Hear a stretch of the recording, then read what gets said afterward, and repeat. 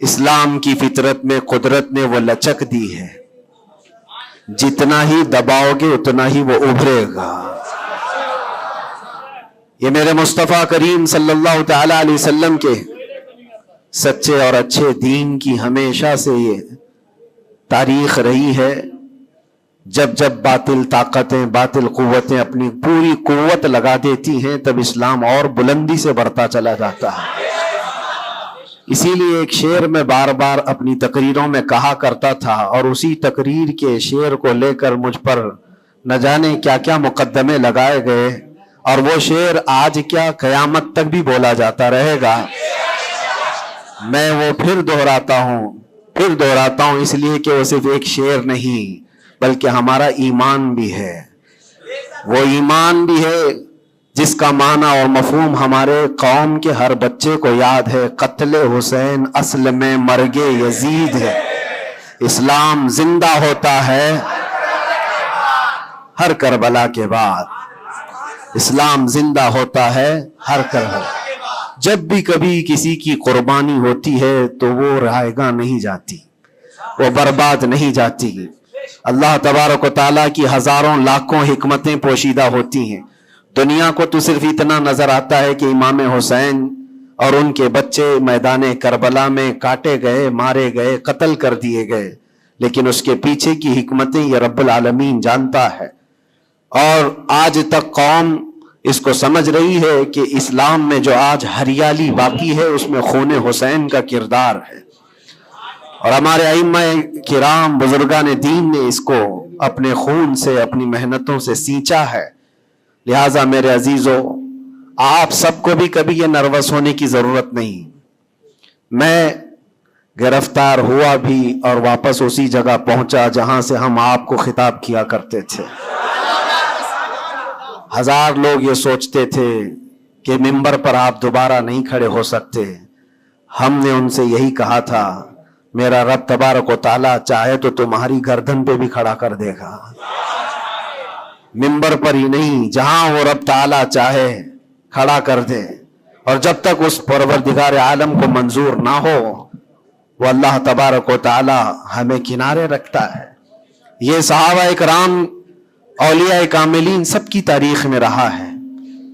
آج بڑی خوشی ہے اس بات کی کہ ہم اسی مسجد میں واپس آپ کے ساتھ جمعہ ادا کر رہے ہیں۔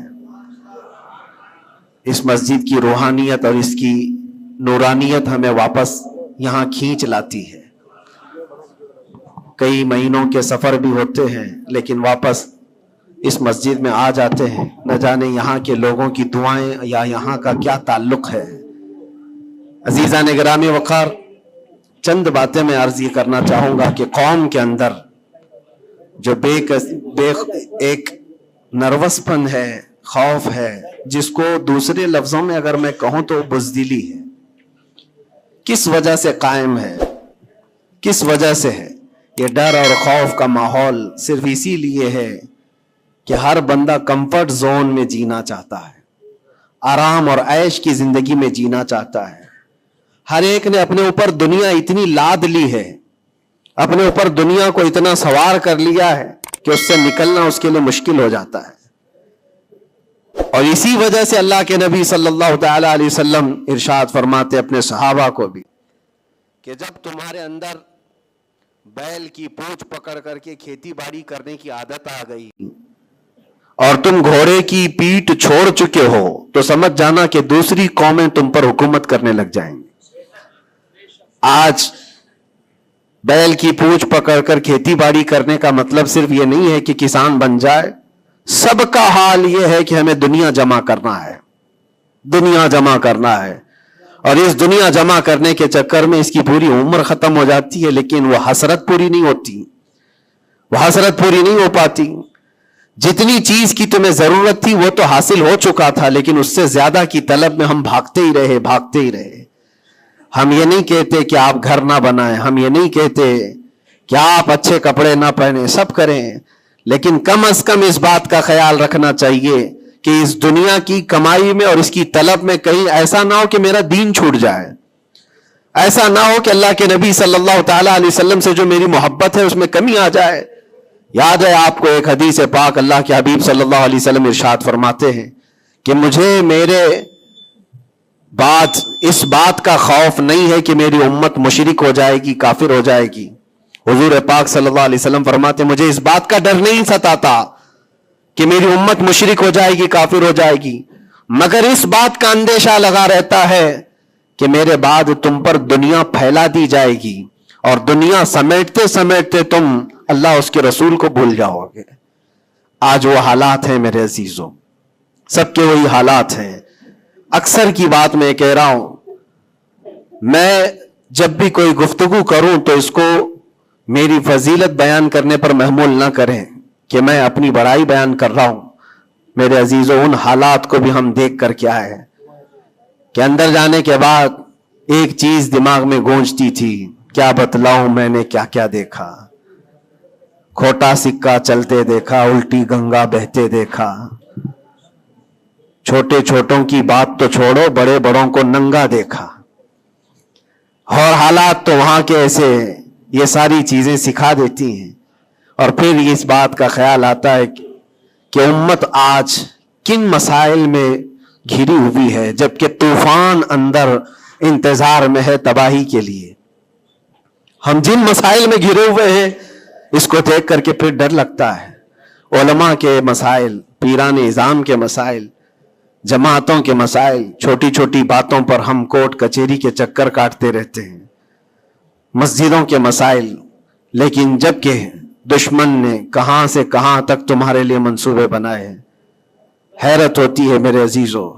پھر وہ محاورہ ہے یا تاریخ ہے مجھے پتا نہیں، لیکن ایک بات لگتی ہے کہ بغداد پر ہلاکو جب حملہ کرنے آیا تھا تو اس وقت سنا کہ علماء چھوٹی چھوٹی چیزوں میں بحث مباحثے میں مبتلا تھے، جبکہ قوم کو انہیں اس بات کے لیے تیار رکھنا چاہیے تھا کہ ایک ظالم قوم تم پر حملہ آور ہے، اس کے مقابلے کے لیے کھڑے رہو۔ آج میں یہی کہنا چاہتا ہوں میرے عزیزوں، چھوٹے مسائل کو درکنار ایک جگہ رکھو۔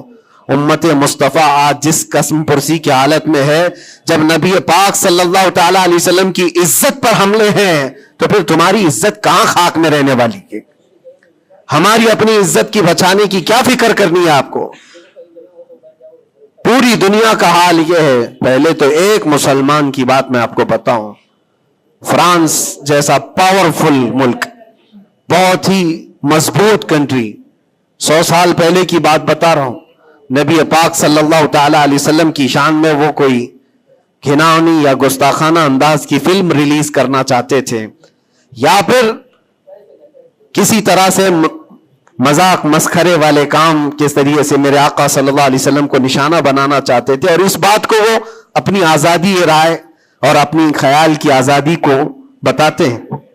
اس زمانے میں سلطان عبد الحمید تھے، اور ترکی کے وہ آخری خلیفہ سلطان عبد الحمید، صرف انہوں نے ایک اسٹیٹمنٹ دیا تھا فرانس کو کہ باز آ جاؤ یہ تمام چیزیں کرنے سے، ورنہ پوری دنیا لا کر میں تمہارے سر پہ پھوڑ دوں گا۔ صرف اتنا جملہ تھا میرے عزیزوں۔ آج تک وہ نہ فلم ریلیز ہوئی اور نہ ہی فرانس اس چیز پر آیا۔ لیکن اب تو حالات بدل گئے، اب تو حالات ایسے بدلے کہ ہزاروں نہیں، لاکھوں نہیں، کروڑوں کی تعداد میں ہم موجود ہیں۔ اور پھر اسلامی ممالک کے نام پر پوری دنیا میں کتنے ملک ہیں؟ 57 ممالک اسلامی کہلاتے ہیں، لیکن کس کو فکر ہے میرے مصطفیٰ کریم صلی اللہ تعالی علیہ وسلم کی عزت پر جب حملے ہوتے ہیں؟ اور یہ تمام حالات جب اپنا درد کا میں اظہار کرتا ہوں تو پھر لوگوں کو یہ لگتا ہے کہ یہ بھڑکاتے ہیں، اکساتے ہیں۔ میرے عزیزوں، میں چاہتا ہوں کہ قوم اصل مسائل کو سمجھے، جو اصل مسائل ہیں ان کو سمجھو، فرض کو دیکھو، نفل کی طرف نہیں۔ پہلے تم پر جو فرض ہے اس کے لیے کھڑے ہو جاؤ۔ آج قوم کی بکھراؤ کو بھی دیکھتا ہوں تو ایک حدیث پاک میں آپ کے سامنے رکھتا ہوں۔ اللہ کے نبی صلی اللہ علیہ وسلم سے پوچھا گیا دین کیا ہے؟ میرے آقا صلی اللہ علیہ وسلم فرماتے ہیں الدین النصیحہ، دین خیر خواہی کرنے کا نام ہے، ہر ایک کے ساتھ اچھا برتاؤ۔ پھر پوچھا قلنا لمن یا رسول اللہ صلی اللہ علیہ وسلم، اے اللہ کے رسول کس کے لیے خیر خواہی کرنے کا نام دین ہے؟ اللہ کے رسول صلی اللہ علیہ وسلم فرماتے ہیں للہ ولکتابہ ولرسولہ وللائمۃ المسلمین وعامتہم، اللہ کے لیے، اس کی کتاب کے لیے، اس کے رسولوں کے لیے، اور مسلمانوں کے جو امام ہیں یا ان کے حاکم ہیں، ان کے لیڈر ہیں، ان کے لیے، اور تمام مسلمانوں کے لیے اچھائی کا ارادہ کرنا، بھلائی کا ارادہ کرنا، اسی کا نام دین ہے۔ دین کو اللہ کے نبی صلی اللہ تعالی علیہ وسلم نے ان تمام چیزوں کے ساتھ لگا کر کے آپ کو بیان فرمایا، اور آج میں اس میں سے ایک ٹکڑا ہی اگر بیان کروں کہ الدین النصیحہ لأئمۃ المسلمین وعامتہم، مسلمانوں کے امام، مسلمانوں کے جو لیڈر ہیں ان کے لیے اور عام مسلمانوں کے لیے خیر خواہی کرنے کا نام دین ہے۔ اور آج میرے عزیزو اس بات کی بہت زیادہ ضرورت ہے، بہت زیادہ ضرورت ہے۔ اجتماعی طور پر سب دیکھیں کہ ہمارا مفاد کس میں ہے، امت کا کام کس میں ہو سکتا ہے۔ اور ایک حدیث میرے آقا صلی اللہ علیہ وسلم فرماتے ہیں من اصبح ولم یہتم، حضور اکرم صلی اللہ علیہ وسلم فرماتے ہیں من لم یہتم بامرنا فلیس منا، جو اس حال میں صبح کیا کہ میری امت کا خیال نہیں کیا، حضور فرماتے وہ ہم میں سے نہیں ہے، وہ ہم میں سے نہیں ہے۔ کتنی صبح ایسی ہوتی ہیں جو تم صبح اٹھ کر کے سوچتے ہو کہ امت کا کیا ہونا ہے؟ یا آقا کریم صلی اللہ علیہ وسلم فرماتے ہیں جس نے میری امت کا خیال نہیں کیا وہ مجھ میں سے نہیں ہے، وہ ہم میں سے نہیں ہے۔ عزیزان گرامی وقار، ہر ایک کو ایک درد ستاتا ہے کہ کل کیا کھاؤں گا، کل کیا پہنوں گا، میرا گھر کیسے بنے گا، میری جاب کیسے لگے گی۔ لیکن ان غربائے امت کے لیے کون سوچتا ہے جو کاٹے جا رہے ہیں، مارے جا رہے ہیں، جن کے گھر اجاڑے جا رہے ہیں، ان کے بارے میں کبھی دل کے اندر نرمی آتی ہے؟ اگر تمام مسلمانوں کے دلوں کے اندر یہ نرمی اور یہ رحم ہوتا تو میرے عزیزو حالات ایسے نہیں ہوتے تھے، حالات ایسے نہیں ہوتے۔ صحابہ اکرام میں سے ایک مثال میں آپ کو بتا دوں کہ ہمارا دین آج جس کو ہم لے کر کے چل رہے کتنا بکھر گیا۔ سچ کہا تھا حالی نے کہ اے خاص ہے خاصان رسول وقت دعا ہے، امت پہ تیرے وقت جب آ کے پڑا ہے، جو دین نکلا تھا بڑی شان سے اپنے وطن سے، آج وہ پردیس میں غریب الغربا ہے۔ آج دین اسلام کو ہم نے اجنبی بنا کر رکھا ہے، ہمارے گھروں میں ہی نہیں ہے، ہماری ذات پر نہیں ہے، ہم تو پھر دوسرے کو کیا تانا دیں گے؟ آپ اسلام زندہ باد کا نعرہ لگاتے ہیں اور اب اسلام کی حقانیت کو بلند و بالا انداز میں بیان کرتے ہیں، سڑکوں پر آ جاتے ہیں۔ تمہیں سڑکوں پر آ کر احتجاج کرنے کی کیا ضرورت ہے؟ تم اگر اسلام کو اتنا ہی پسند کرتے ہو تو اپنی بیویوں پر کیوں نہیں اسلام پسند کرتے؟ اپنی بچیوں پر، اپنے گھر والوں پر اسلام کو کیوں نہیں پسند کرتے؟ انہیں بے پردہ باہر جب گھمایا جاتا ہے تب اسلام زندہ باد کا نعرہ کیوں نہیں؟ یہ شادی ہال میں کبھی جا کر دیکھیں، یہ پارٹیوں میں جا کر دیکھیں، اندازہ بھی نہیں ہوتا کہ یہاں مسلمانوں کا جم غفیر ہے۔ میرے عزیزو ایک حدیث عرض کرتا ہوں، حضرت ابو دردہ رضی اللہ تعالیٰ عنہ سے منسوب ہے۔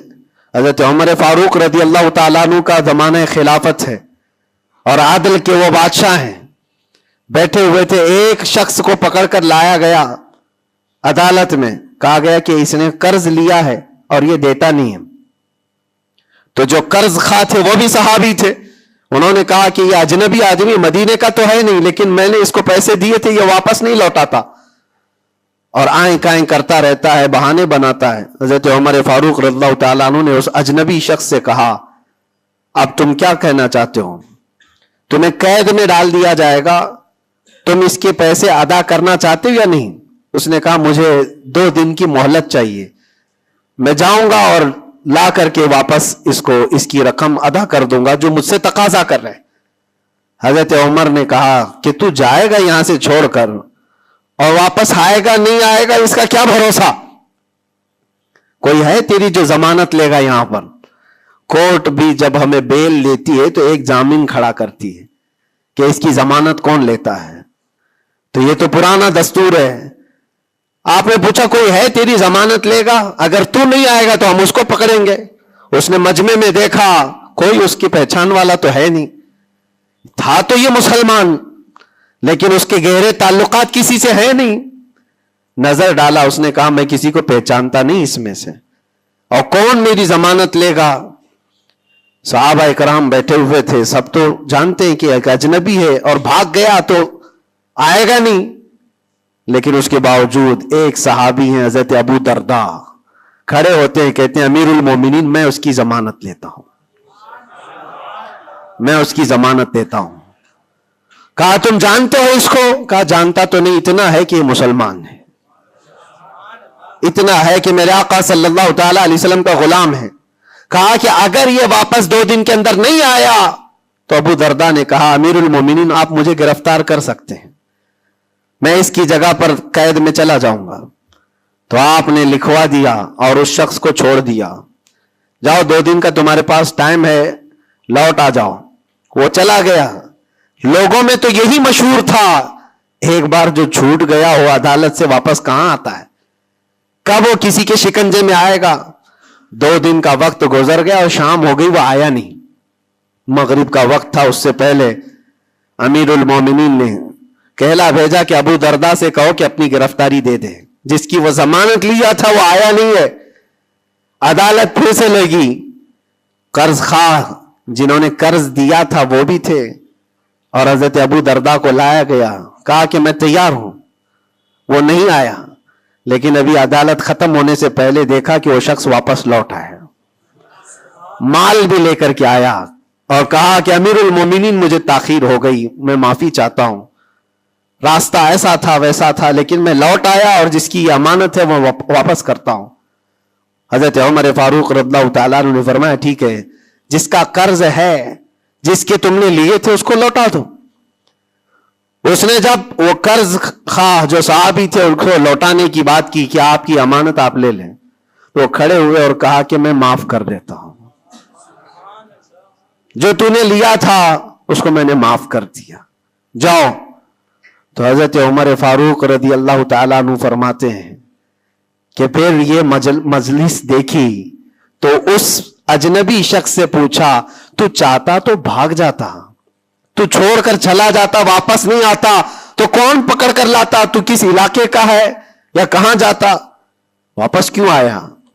جانتے ہو اس نے کیا جواب دیا؟ امیر المومنین آپ سچ کہہ رہے ہیں, میں ایسی جگہ چلا جاتا جہاں سے لوگ مجھے پکڑ کر نہ لاتے, تھوڑی سی رقم ضرور تھی, میں بچا کر کے چلا جاتا, لیکن دل میں یہ خیال آیا کل کو دنیا یہ کہے گی رسول اللہ کے غلام دھوکے باز ہوتے ہیں, کہیں اللہ کے نبی صلی اللہ تعالی علیہ وسلم کے اوپر کوئی انگلی نہ اٹھائے کہ حضور کا غلام ایک مسلمان دھوکہ دیتا ہے. اس لیے میں واپس لوٹ آیا, میرے لیے دنیا حقیر ہے, میرے مصطفیٰ کی نسبت بہت بلند ہے. امیر المومنین نے ابو درداء سے پوچھا کہ اے ابو درداء, تم ایک اجنبی شخص کی ضمانت لینے کو تیار ہو گئے, تمہارے اندر کیا جذبہ آ گیا ایسا؟ ابو درداء نے کہا امیر المومنین میں نے دیکھا یہاں پر حالات ایسے کہ اس کو پہچاننے والا کوئی نہیں, اور اگر ہم میں سے کوئی بھی نہیں اٹھتا تو یہ شخص اور اس کے بعد آنے والی قوم یہ کہتی حضور پاک صلی اللہ علیہ وسلم کے غلاموں میں مدد کرنے کا جذبہ ختم ہو گیا ہے, نبی پاک صلی اللہ تعالی علیہ وسلم کے غلاموں میں مدد کرنے کا جذبہ چلا گیا. کوئی اگر یہ تانا مارتا, اسی لیے میں کھڑا ہو گیا. زیادہ سے زیادہ کیا ہوتا کہ میں قید میں چلا جاتا, لیکن میرے نبی کی ذات پر کوئی انگلی تو نہیں اٹھا سکتا. حضرت امیر المومنین نے اس صحابی سے پوچھا تم نے قرضہ معاف کیوں کر دیا؟ اور عدالت میں مقدمہ کیا تھا, معاف کرنا تھا تو پہلے کر دیتے. آپ نے کہا کہ میں اس کو پہلے پہچانتا نہیں تھا, لیکن یہ جب 2 دن کا موقع لے کر گیا بھی اور واپس لوٹ آیا بھی, تو امیر المومنین میرا تو یہ حق بنتا ہے کہ میں اس مسلمان کا قرض معاف کر دوں, اس لیے کہ میرے دل میں بھی یہ خیال آیا کہ اگر میں معاف نہ کرتا تو کل کو دنیا یہ کہتی کہ رسول اللہ کے غلاموں میں معاف کرنے کا جذبہ بھی چلا گیا. یہ ہے پورا دین, یہ ہے پورا دین. ایک دوسرے کو معاف کرنے کا جذبہ، ایک دوسرے کی مدد کرنے کا جذبہ اور وعدے کو مکمل کرنے کا جذبہ، یہ کل ملا کر کے دین بنتا ہے۔ عزیزان گرامی وقار، آج جن حالات سے ہم گزر رہے ہیں، ہمارے درمیان نفرتوں کی دیواریں کھڑی ہیں، ایک دوسرے کو سلام کرنے سے بھی کتراتے ہیں، جبکہ مسجد کی صفوں میں شانے سے شانہ لگا کر کھڑے ہوتے ہیں۔ پھر وہ کون سا جذبہ ہے جو مر گیا ہے یا ختم ہونے کو آ گیا ہے؟ زندہ کرو۔ ہم اس نبی پاک صلی اللہ تعالیٰ علیہ وسلم کی امت میں ہیں، اس نبی پاک صلی اللہ تعالیٰ علیہ وسلم کی امت ہے جہاں ہماری جان جا رہی ہو لیکن میرے پڑوس میں کوئی پیاسا ہو تو ہم پانی نہ پی کر اسے پانی پلا دیتے ہیں۔ ہماری یہ تاریخ رہی ہے کہ نہیں رہی ہے؟ صحابہ اکرام کی یہ تاریخ ہے۔ مدینہ طیبہ کو جا کر دیکھ لینا، نبی پاک صلی اللہ تعالیٰ علیہ وسلم کے اس پاک زندگی میں ایسا بھی تھا کہ ایک صحابی کے گھر گوشت کا تحفہ آیا، بھنا ہوا گوشت تھا، کسی نے دیا، انہوں نے یہ سوچ کر کے بغل میں دے دیا مجھ سے زیادہ بھوکے میرے پڑوسی ہیں، پڑوسی نے یہ سوچا مجھ سے زیادہ میرا پڑوسی بھوکا ہے، وہ گوشت کی بھنی ہوئی سری بکری کی مدینے میں ایک رات میں سب گھروں میں گھومتی گھومتی اسی پہلے صحابی کے گھر آ گئی۔ ہر ایک کو یہ خیال تھا مجھ سے زیادہ حق اس کا ہے، ہر ایک کو یہ خیال تھا مجھ سے زیادہ اس کا حق ہے۔ عزیزان گرامی وقار، آج جو حالات ہیں وہ بہت بدلے ہوئے لگتے ہیں، بہت بدلے ہوئے لگتے ہیں کہ ہر ایک کو یہ لگتا ہے سب سے زیادہ حقدار میں ہوں، مجھ پر ہی رحم ہونا چاہیے، میری مدد ہونی چاہیے، دوسرے کی ہو یا نہ ہو۔ یہ تمام باتیں صرف اس لیے کہہ رہا ہوں کہ ائمۃ المسلمین اور عامتہم جو حدیث پاک میں آیا ہے، مسلمانوں کے امام، مسلمانوں کے لیڈر، ان کے بارے میں خیر خواہی کرنا یہ بھی دین ہے۔ اور آج تو جن حالات کو دیکھ رہے ہیں ہم، الیکشن کا ماحول ہے، ہر ایک کی نظر لوگوں کے صرف ووٹ پر لگی ہوئی ہے، اور پھر اس کے بعد پتہ نہیں 5 سال تک تو ڈھونڈتے رہو، پتہ بھی نہیں ملتا۔ لیکن ان حالات میں مسلمانوں کو یہ چاہیے کہ وہ اپنے حق رائے دہی کا پورا استعمال کریں۔ تمہارے کچھ حقوق ہوتے ہیں، تمہارے بھی کچھ مطالبے ہونے چاہیے۔ ہر قوم آج ووٹ دینے سے پہلے اپنے مطالبے رکھتی ہے کہ ہمارے محلہ بڑا خستہ حال ہے، اس کی گٹر بنا دو، اس کے فلاں کر دو، بجلی پانی صحیح کر دو۔ یہ ضروریات زندگی کے مطالبے تو رکھتی ہی ہے، مسلمانوں کے مطالبے کہاں چلے گئے؟ ہمارے حقوق کے بارے میں کبھی بات کیوں نہیں رکھی جاتی؟ اسی لیے میرے عزیزو، میرا مشن تو صرف اتنا ہے، ہمارا لیڈر وہی ہے جو ناموس رسالت کے لیے کھڑا رہتا ہے۔ ہم اس کو لیڈر بھی مانتے ہیں جو میرے پاقا صلی اللہ تعالیٰ علیہ وسلم کی عزت کے لیے کھڑا رہے، اس لیے کہ میرے عزیزو ہمارا پورا ایمان یہی ہے، ہمارا پورا ایمان یہی ہے۔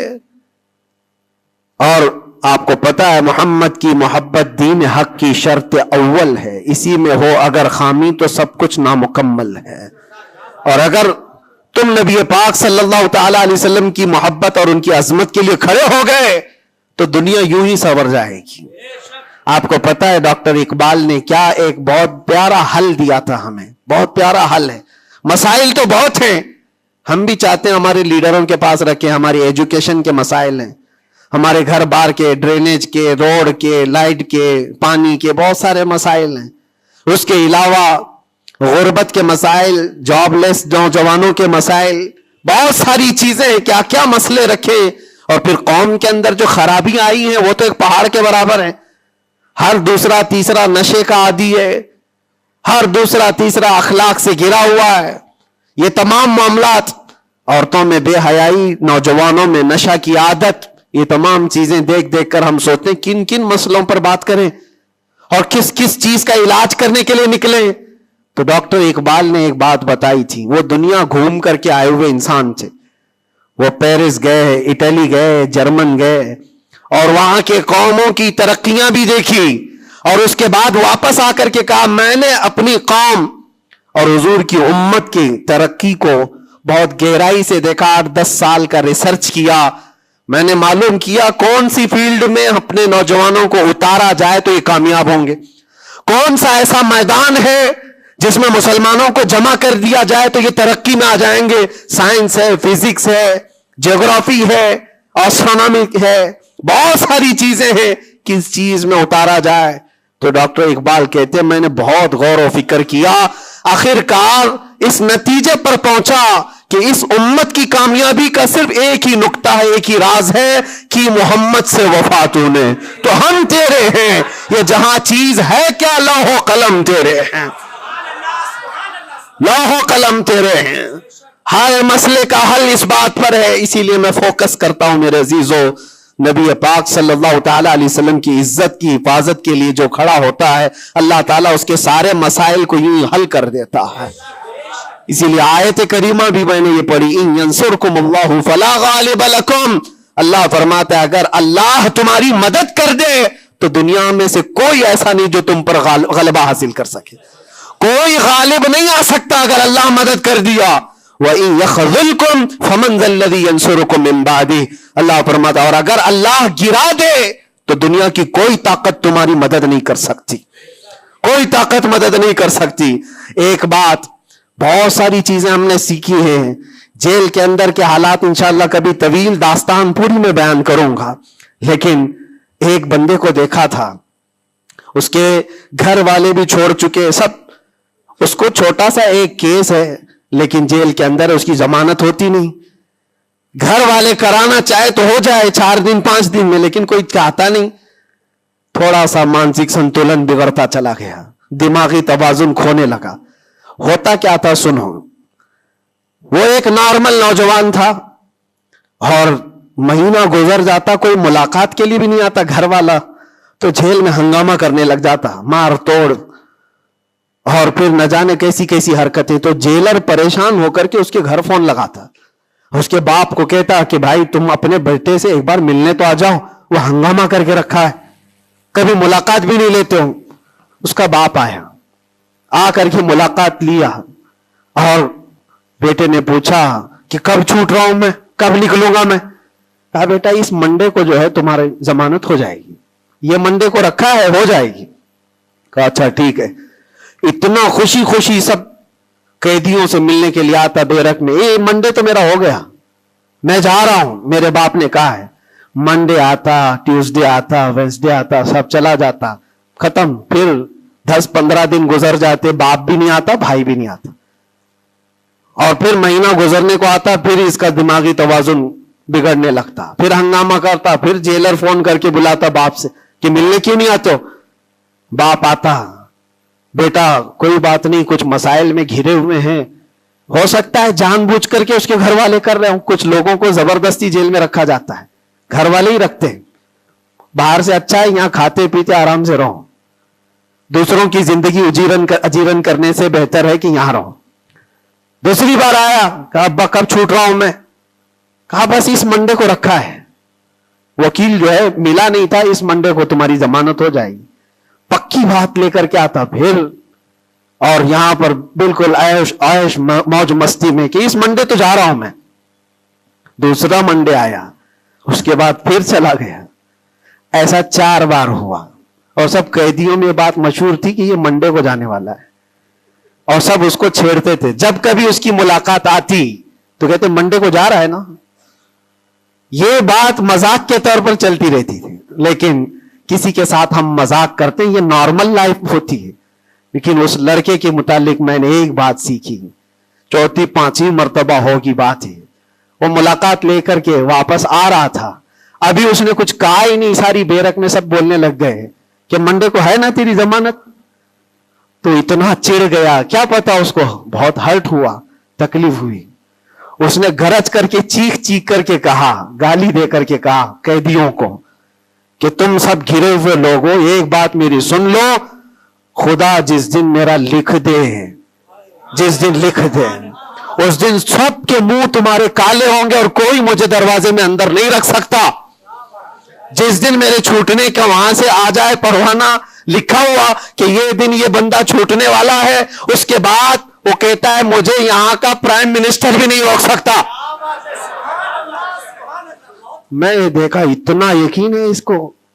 एक तो अपने बाप से हर बार सुनता था इस बार जमानत हो जाएगी, उस बार जमानत हो जाएगी, اور حقیقت میں میرے عزیزوں یہ جمعرات کا دن تھا جب وہ اپنے باپ سے ملاقات کر کے آیا تھا اور اس کو تانا مارا جا رہا تھا منڈے کو جا رہا ہے. تب اس نے کہا تھا جس منڈے کو بھی میرا رب لکھ دے, جس دن بھی لکھ دے کہ اس کو اس دن یہاں سے نکلنا ہے, پوری طاقتیں مل کر کے بھی مجھے دروازے کے اندر نہیں رکھ سکتی.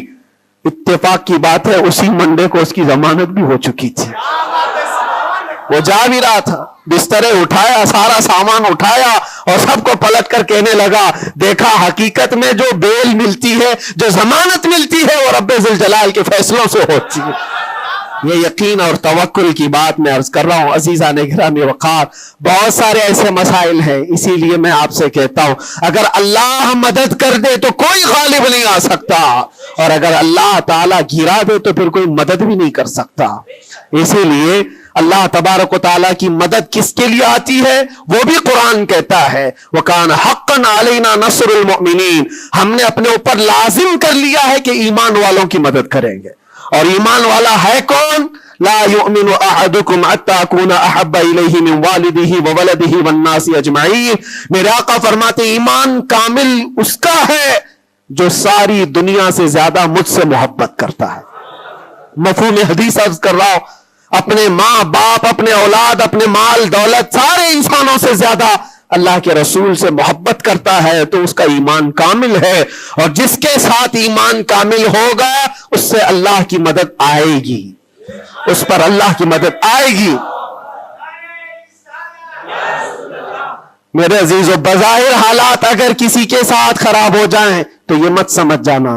میں اکثر ایک بات محسوس کرتا تھا کہ ظالموں نے جس انداز میں بے قصور لوگوں کو بھی قید کیا اور ہمیں بھی زبردستی جن حالات سے گزارا گیا, پھر کبھی عرض کروں گا انسانی فطرت ہے, کبھی کبھار بکھر جاتے ہیں. تقاضا بشریت کے اعتبار سے گھبراہٹ تو ہمیں بھی ہوتی تھی.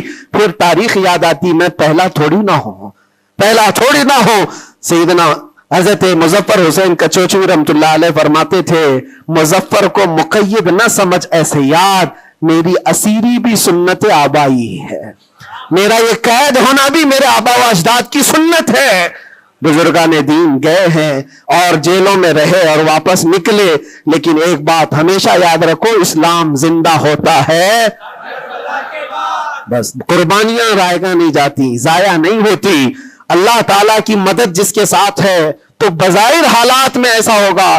مجھے اچھی طرح سے پتا ہے, پہلے بھی معلوم تھا, میں نے تقریروں میں بہت کہا بھی تھا کہ مجھے اچھا معلوم ہے کہ میری تقریروں کا انجام کیا ہونے والا ہے, نتیجہ کیا ہونے والا ہے. مجھے کیسی دھمکیاں پہلے بھی دی گئی ہیں, ابھی بھی ہے. آنے سے پہلے بھی کچھ لوگوں نے کہا تھا اتنا لمبا ہم نے کٹا دیا, اب تو بھول جاؤ گے, وہ شعر پڑھو گے, یہ شعر پڑھو گے, کیسی تقریریں کرو گے. ہم نے کہا میرے عزیزو, آپ کیا سمجھتے ہو, مچھلی کے تیرنا ختم ہو سکتا ہے, پرندے کا اڑنا ختم ہو سکتا ہے, شیر کا شکار کرنا ختم ہو سکتا ہے, وہ تو جانور ہے, ان کی فطرت نہیں ختم ہوتی. میں غلام مصطفیٰ ہوں, میری فطرت کیا ختم ہوگی.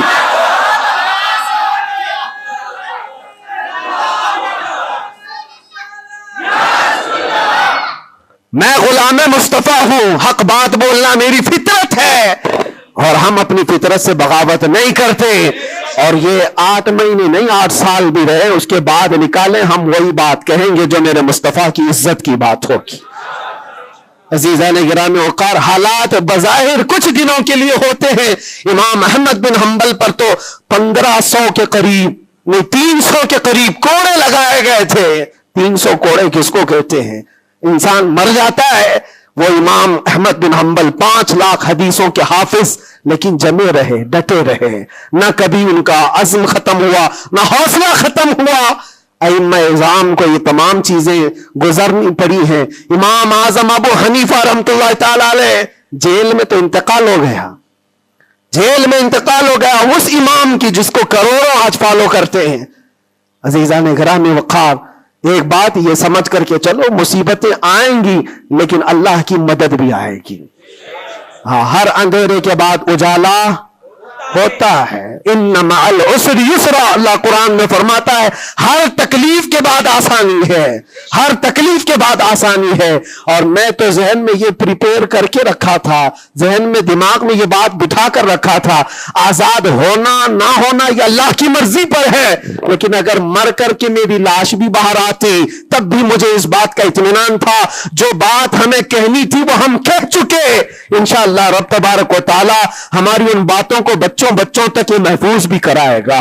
اور مجھے تو باہر کی خبریں زیادہ نہیں ملتی تھی کہ یہاں لوگوں کے دلوں میں کیا جذبات ہیں، بچوں کے دلوں میں کیا جذبات ہیں، لیکن قیدی جب جاتے تھے چھٹی پر 4 دن 5 دن اور واپس آتے تو یہی کہتے ڈسکس تو ہمارا کچھ نہیں ہوتا، آپ کے بارے میں ہمارا خاندان پوچھتا رہتا ہے.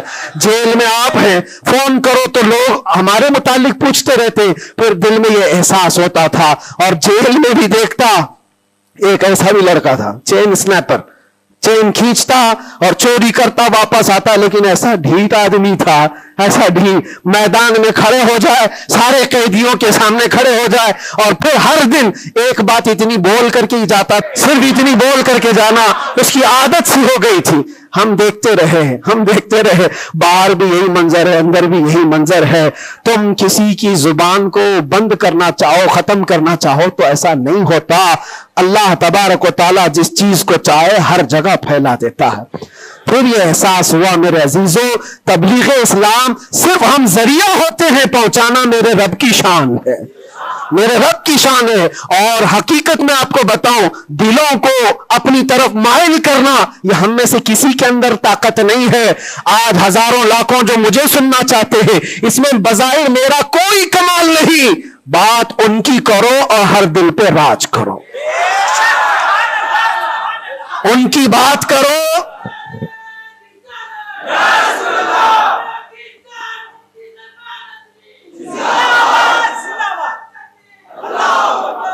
اسی لیے آج کے حالات میں آخری باتیں عرض کر رہا ہوں. میں معذرت چاہتا ہوں، آج تھوڑا سا وقت زیادہ ہوا ہے، اس لیے کہ یہ ہماری مسجد ہے اور ہمارے اوپر کوئی یہاں پابندی نہیں ہے. یہاں پر الحمدللہ جو لوگ بیٹھے ہیں 8 مہینے کے بعد سن رہے، 9 مہینے کے بعد سن رہے ہیں، تو تھوڑی کسر میں بھی نکال لوں. اس لیے میں تھوڑا زیادہ وقت آپ کے ساتھ لے رہا ہوں. ان حالات کے ساتھ جو آپ کو فیصلہ لینا ہے میرے عزیزوں، سوچ سمجھ کر کے اپنا مطالبہ بھی تو رکھو، اپنا مطالبہ بھی رکھو کہ ہم ان لیڈروں کے ساتھ کھڑے ہیں جو 500 روپے بانٹ کر کے گلے میں پٹے ڈلوا کر کے ہمیں نعرے لگوا کر کے گھما لے. بس نہیں، ہمارا مقصد اور ہمارا مطالبہ اتنا ہو، ان حکام، ان لیڈروں کے پاس یہ بات رکھو، میرا گھر میرا محلہ نہ بنا پایا تو کوئی بات نہیں، لیکن اتنا وعدہ کرو کہ میرے مصطفیٰ کی عزت پر جب بات آئے تو تم ڈٹ کر کھڑے رہو گے. یہ گستاخیوں کا ماحول ختم ہونا چاہیے کہ نہیں ہونا چاہیے. اسی لیے میرے عزیزوں، اور بظاہر ہماری بات یہ ہے کہ ہم سب سے ان لوگوں سے محبت ضرور کرتے ہیں جو قوم و ملت اور ملک کی فلاح و بہبودی اور میرے حضور پاک کی عزت کے لیے کھڑے ہوتے ہیں. ہم ان کے ساتھ ہیں کسی بھی طرح سے. ہمارا تو مقصد، ہمارا مشن صرف اتنا ہے، کسی کی جے وجے کیوں پکارے، کیا غرض ہم کو، ہمیں کافی ہے سید اپنا نعرہ، ہمیں کافی ہے سید اپنا نعرہ یا رسول اللہ. ہم اس مشن کے آدمی ہیں. لیکن پھر بھی جن حضرات نے بھی محبتوں کے ساتھ ہمارے نام کو پھیلایا ہے، ان کے مقاصد اگر صرف پولیٹیکل ہیں تو ہمارا ان کے ساتھ کوئی بھی لین دین نہیں، ہمارا ان کے ساتھ کوئی تعلق نہیں. ہاں، اگر اس لیے ہمارے نام کا استعمال کیا یا ہمیں بلایا یا ہمیں کھڑا کیا کہ اللہ کے نبی صلی اللہ تعالی علیہ وسلم کی ناموس اور ان کی عزت کے لیے ہے، تو ہم ہر دن آپ کے ساتھ ہیں، ہم ہر دن آپ کے ساتھ ہیں. لوگوں کو یہ لگ رہا ہے الیکشن آیا ہے، مفتی صاحب اس لیڈر کے پاس جا رہے ہیں، اس لیڈر کے پاس جا رہے ہیں، یہ سب افواہیں بہت ساری پھیلی ہیں. میرے عزیزوں، تھوڑا انتظار کرو. اور میں ان سیاسی نیتاؤں سے بھی کہوں گا، آپ الیکشن میں کنٹریبیوٹ کر رہے ہیں، حصہ لے رہے ہیں، سیاست میں آپ موجود ہیں، آگے بڑھو، ہم آپ کو روک نہیں رہے ہیں. لیکن اگر واقعی مقصد یہ ہے کہ قوم و ملت اور ملک اور میرے دین کی عزت اور حضور پاک کی عزت کے لیے آگے چل کر کے آواز اٹھائیں گے تو میرا آج آپ کے ساتھ کھڑا ہونا کوئی ضروری نہیں. الیکشن گزر جانے تو پھر ہر دن آپ کے ساتھ کھڑے, الیکشن ہو جانے کے بعد بھی ہم کھڑے ہیں آپ کے ساتھ, لیکن الیکشن سے پہلے ہی اگر آپ کو ہمیں چاہیے تو لوگوں میں یہ خلفشار مچا ہوا ہے, ایک خلفشار مچا ہوا ہے کہ مفتی صاحب ناموس رسالت کے اس عظیم مشن کو سیاسی لوگوں کے درمیان پھیلا رہے ہیں. میرے عزیزو, میرا کہیں یہ مقصد نہیں ہے, کہیں یہ مقصد نہیں ہے. اللہ نے جو کرسی دی ہے نا وہ بہت بڑی کرسی ہے. ہم نے جو اللہ تعالیٰ کا انعام ہمارے پاس ہے وہ الیکشن سے حاصل کیا ہوا نہیں ہے, وہ رب کے سلیکشن سے ملا ہوا ہے. ہمارے پاس اللہ تبارک و تعالیٰ کا دیا ہوا وہ انعام کافی ہے, لیکن ان سیاسی حضرات کے ساتھ ہمارا تعلق اسی لیے ہے کہ آپ آواز بلندی کے ساتھ اٹھا سکتے ہو اور سسٹم میں آپ بیٹھ کر کے اپنی قوم, ملک, سب کی فلاح و بہبودی کی بات کر سکتے ہو. اس لیے ہم کھڑے ہیں, اس لیے نہیں کہ آپ 500,000 روپے دے دیں گے, اس لیے نہیں کہ آپ ہمارا گھر, گاڑی, بنگلہ خرید کر کے کچھ دے دیں گے. عزیزان گرامی اوقات, میرے آنے کے بعد سے لے کر آج تک, ابھی تک مہینہ نہیں گزرا ہوگا, لیکن میں نے حالات اتنے دیکھے کہ ہر کوئی یہ چاہتا ہے راتوں رات مجھے دولہا بنا دے. بہت سارے معاملات ایسے دیکھے.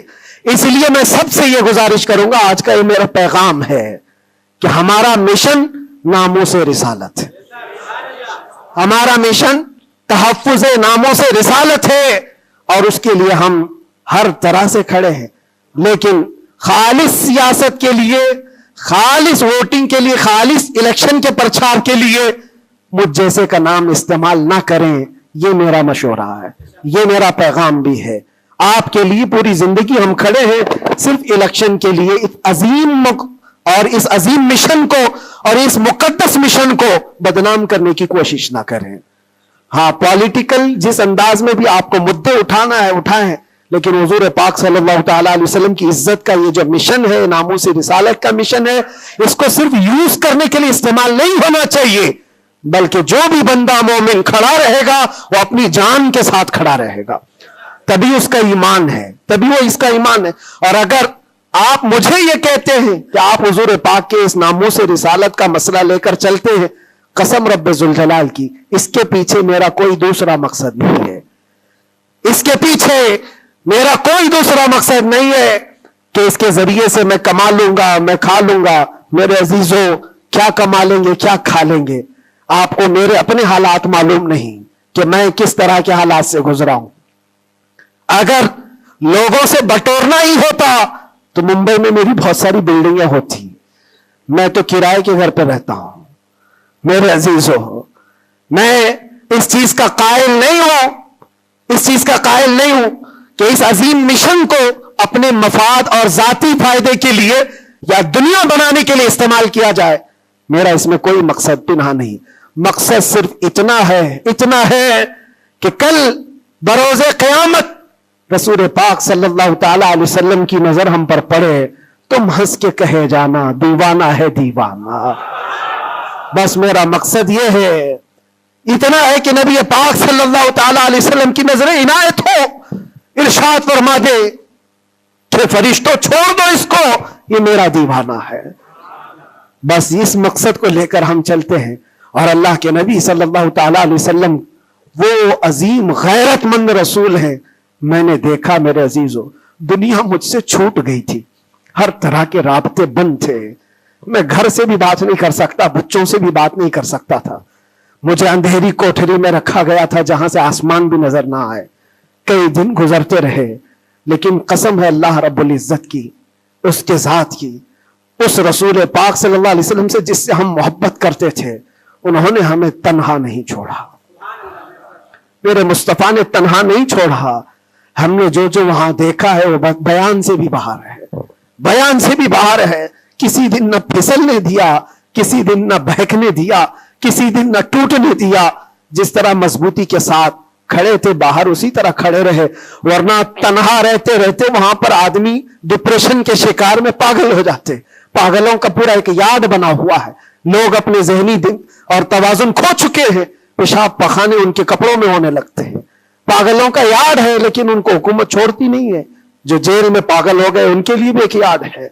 ऐसे कितने लोग हैं, उनको देखकर घबराहट तो होती थी, लेकिन फिर तन्हाई में जब मेरे मुस्तफा करीम सल्लल्लाहु अलैहि वसल्लम को याद करते तो फिर वो अपने चेहरे जमाले जहां आरा से जो मुशर्रफ करते, जो इनामात देते थे, वो मेरे लिए काफी है।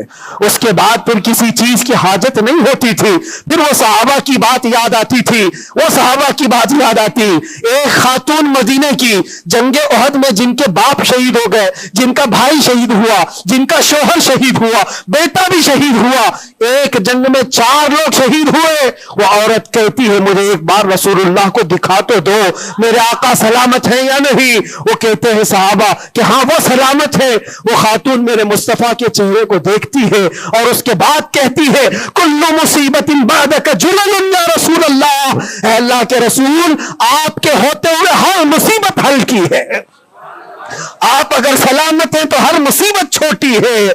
इसीलिए उनका ही ये नारा था सहाबा का, हर सितम हर जुल्म गवारा है, हर सितम हर जुल्म गवारा है या रसूल अल्लाह, बस एक बार तू कह दे कि तू हमारा है, एक बार तुम कह दो कि तू हमारा है, हर सितम हर जुल्म हमें गवारा है। अल्लाह करीम हम सबको हुजूर पाक की मोहब्बत में जीने मरने की तौफीक अता फरमाए। अल्लाह करीम हमें आखिरी सांस तक इस मिशन पर कायम और दायम रखे। जालिमों के जुल्म से, काफिरों के कुफ्र से, मुशरिकीन के शिर्क से अल्लाह हमारी हिफाजत फरमाए और हम सबको मौला तवक्कुल और यकीन की दौलत अता फरमाए। और आज के हालात के एतबार से मौला ताला हमें सही तरीके के हुक्काम नसीब फरमाए और शरीर हाकिमों से अल्लाह हम सब की हिफाजत फरमाए। व आखिर दावाना अनिल हम्दुलिल्लाहि रब्बिल आलमीन। अस्सलामु अलैकुम व रहमतुल्लाहि व बरकातुहू।